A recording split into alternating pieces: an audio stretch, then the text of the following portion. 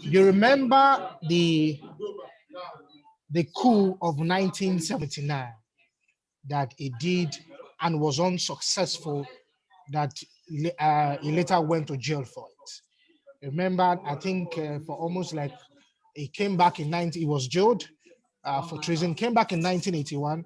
As a result of that, before he came back in 1981, some group of soldiers were able to bring him out, escaped him out.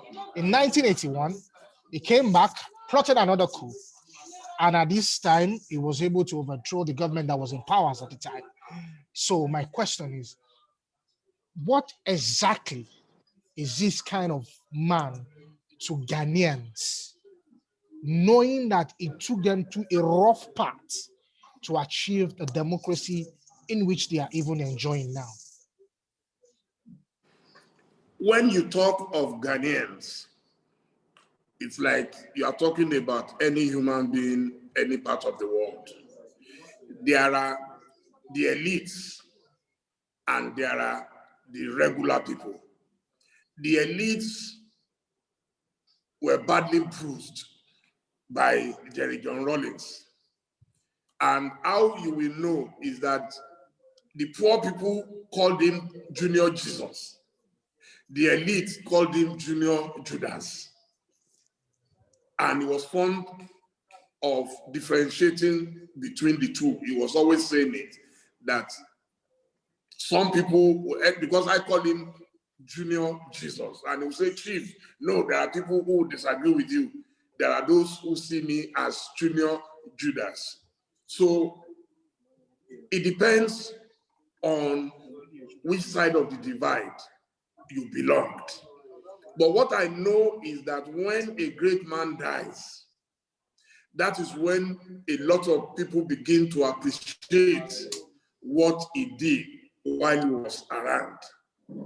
Even those who disagreed vehemently with Jerry Rawlings would never be able to diminish his greatness. And that is very, very important. That no matter what people say, and I watched one of his videos, I've been watching a lot of his videos since yesterday, and I could see that he knew that a lot of people hated him.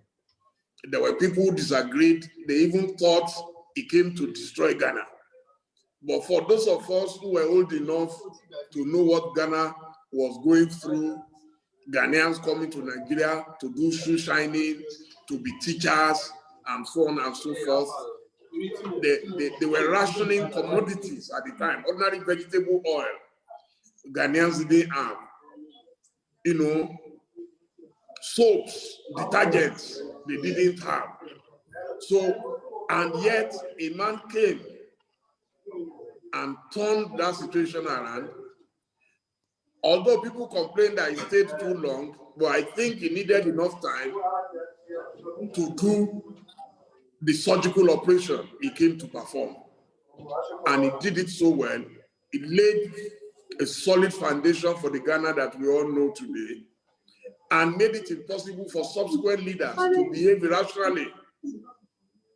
An average Ghanaian leader today is well informed, is well educated, and he has the fear of God.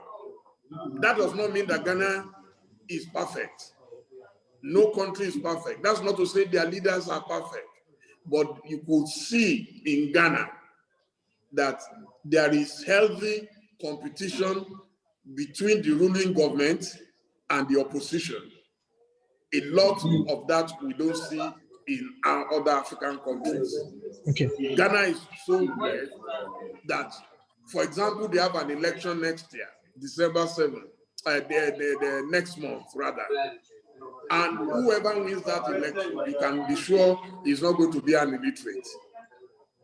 Because both the current president, Nana Akufo-Addo, and his challenger, John Dramani Mahama, are well educated. They are well grounded. They are not your normal politicians. They are technocrats in politics. They are technocrats in government.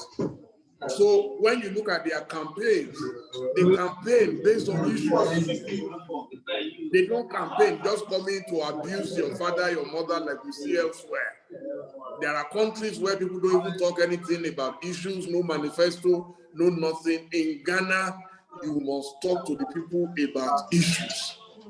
You cannot be a leader in Ghana and say you want to win an election when you cannot say what you plan to do or what you have done in the past. And I believe that Jerry John Rawlings laid that foundation for Ghana.